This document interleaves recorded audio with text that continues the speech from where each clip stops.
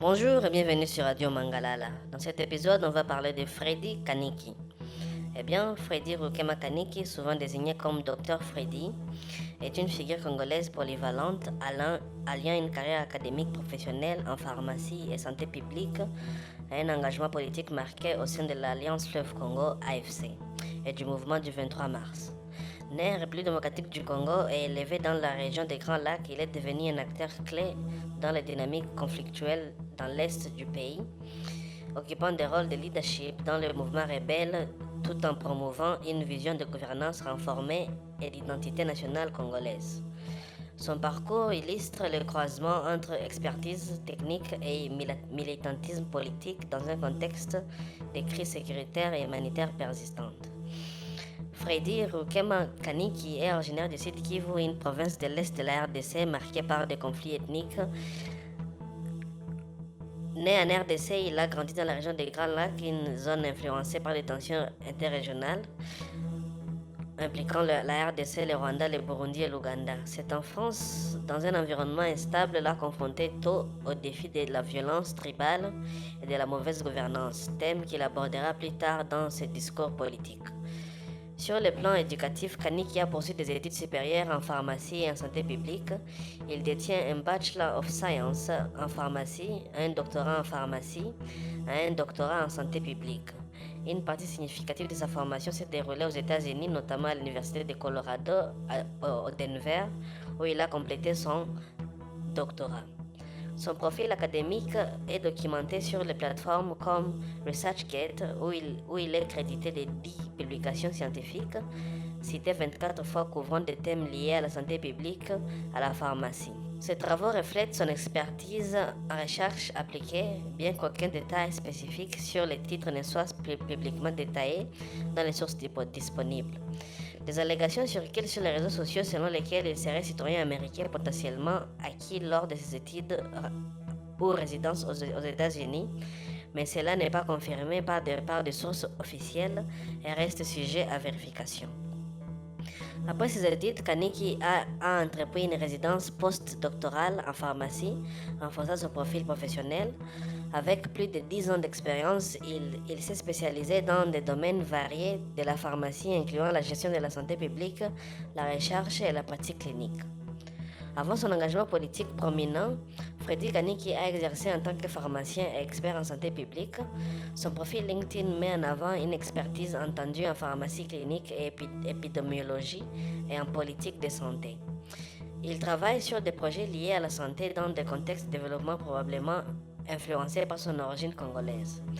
Bien que des détails précis sur ses emplois antérieurs soient limités, son background académique suggère une carrière axée sur l'amélioration des systèmes de santé dans les régions vulnérables comme l'Est de la RDC.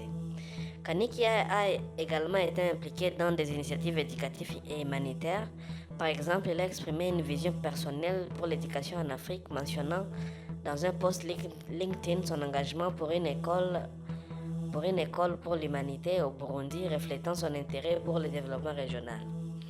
L'engagement politique de Freddy Kaniki a pris une tournure significative avec son adhésion à des mouvements rebelles dans l'est de la RDC. Il est président du mouvement des Républicains pour la dignité du peuple, MRDP, également connu sous le nom de Twirwaneho, un groupe initialement formé comme une milice d'autodéfense pour protéger les communautés Banyamulenge contre les attaques dans le sud Kivu à partir d'avril 2017. Twirwaneho s'est envolé à une entité politique plus structurée intégré à l'AFC, un mouvement accusé d'être soutenu par les Rwandais et actif dans la province du Nord et du Sud Kivu. Kaniki occupe le poste de coordonnateur adjoint chargé des affaires économiques, financières et de développement. Dans ce rôle, il supervise les politiques fiscales dans les zones contrôlées par l'AFC M23, promouvant une réduction des impôts et des taxes pour alléger les pressions sur les populations locales, stimuler l'économie et assurer une gestion transparente des recettes. Il a déclaré publiquement que l'AFC M23 n'est pas seulement une force de libération, mais aussi une force de gouvernance et des réformes axées sur l'économie, avec les peuples pour les peuples, fondées sur la justice, la production et la dignité. Kaniki est impliqué dans la formation et les recrutements au sein du mouvement. Il supervise des programmes de formation de 14 jours pour les nouveaux membres, couvrant l'histoire congolaise, la révolution, l'identité nationale, la cohabitation pacifique, l'éthique sociale et la philosophie politique. Il insiste sur le caractère volontaire et transparent du recrutement, limité par des ressources et rejette les accusations de recrutement forcé. Il promet l'intégration d'anciens adversaires offrant des choix comme rejoindre le mouvement à partir ou partir vers la MONUSCO. En tant que leader, Kaniki a participé à des délégations internationales comme celle à Doha en août 2025 où l'AFC-M23 a clarifié qu'elle n'était pas là pour négocier un accord de paix mais pour discuter des questions humanitaires. Il a animé des conférences de presse accusant le gouvernement congolais de violations répétées de cessez-le-feu et d'imposer un blocus humanitaire à Minembwe. Il a appelé à une intervention internationale pour établir une zone tampon et réévaluer les mandats de la MONUSCO qu'il critique pour son soutien perçu au gouvernement congolais contre les civils. Les perspectives de Kaniki sur la crise congolaise sont centrées sur la promotion d'une identité nationale unifiée contre le tribalisme et la mauvaise gouvernance. Il accuse le gouvernement de Kinshasa d'avoir échoué à fostering l'unité nationale, favorisant des divisions ethniques.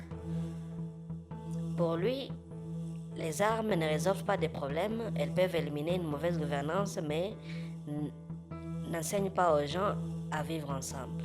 Il plaide pour une sécurité, propriété congolaise, rejetant l'externalisation des forces comme la MONUSCO et pour une transition des organisations humanitaires vers l'autosuffisance économique plutôt que la dépendance. Dans des interviews comme celle avec Dr Bojana Koulibaly, en septembre 2025, il décrit l'AFC-M23 comme un mouvement de libération évoluant vers une gouvernance inclusive avec des efforts pour neutraliser les menaces et protéger les civils. Il a contesté des rapports d'organisations comme Human Rights Watch sur des allégations de massacres, appelant à des enquêtes indépendantes. Kaniki est une figure controversée et admirée par les partisans de l'AFC-M23 pour son leadership réformiste et accusé par le gouvernement congolais et des observateurs internationaux de participation à une rébellion armée. Les appels à sa poursuite judiciaire circulent notamment en lien avec son supposé statut de citoyen américain. Malgré cela, il reste actif dans les négociations régionales et les médias, utilisant des plateformes comme X, anciennement connu sous le nom de Twitter, pour diffuser ses messages.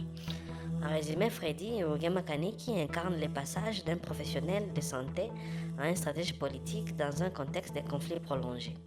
Son engagement vise à reconstruire une RDC unie et prospère, bien que contestée, et continue d'influencer le débat sur la paix dans les Grands Lacs. Eh bien, mesdames et messieurs, ça sera tout pour cet épisode consacré à Freddy Kaniki. Et pour le reste, restez connectés sur Radio Mangalala et make sure de vous abonner.